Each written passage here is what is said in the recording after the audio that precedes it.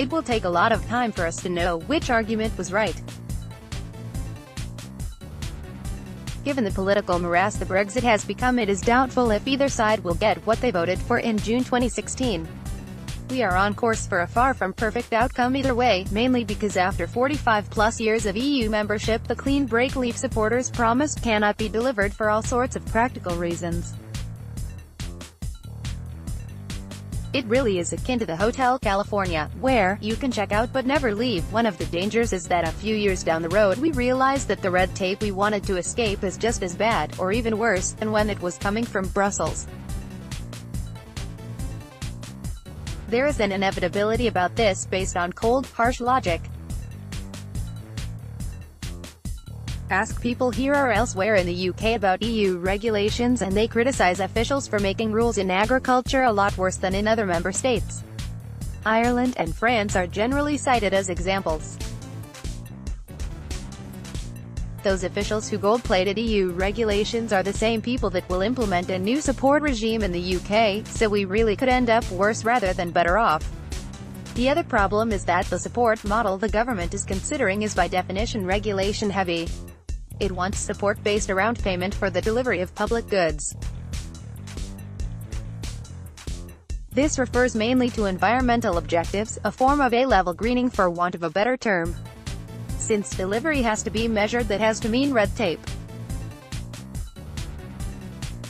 That is another reason why farmers might end up looking back to the days of EU cross-compliance as easier times. As proof, just look at the regulations that surround agri-environment schemes here compared, for example, to similar schemes south of the border or even in England. Officials here have a mindset built around regulation. We are in danger of the only difference, after Brexit, being that they will have to shoulder the blame for red tape rather than blaming Brussels. If that happens, many who voted Leave will feel betrayed over the promises made in 2016, while those who voted Remain will say told you so. It is easy to write off the European Commission as a bureaucracy that produces little more than red tape and knows little about the real world. There is some truth in that view, but in agriculture our views are colored by the effectiveness of the Farm Commissioner. Phil Hogan understands agriculture, as would be expected of an Irish commissioner. His legacy will include legislation to tackle unfair trade practices along the food supply chain. However, the Commission deserves credit for its handling of the hangover from the 2015-2016 dairy crisis, in the shape of a peak of over 380,000 tons of skimmed milk powder in intervention stores. This is now down to 22,000 tons, and crucially this was achieved without slashing prices and undermining dairy markets. That is quite an achievement.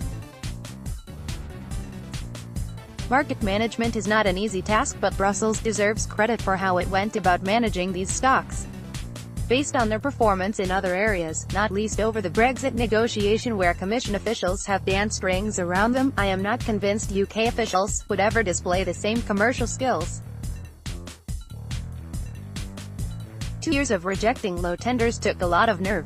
The difference lies in how key officials are appointed in Brussels. Each commissioner builds his own cabinet or team of advisors. They are there to meet specific objectives. In the UK, ministers only bring political advisors with them, and they are committed to politics rather than practicalities. As a result, decisions are taken by people with no experience of the commercial world, having mostly joined the civil service straight from university. If that system sets policy after Brexit, we might well end up with good cause to look with some envy at how policy is decided and implemented in Brussels.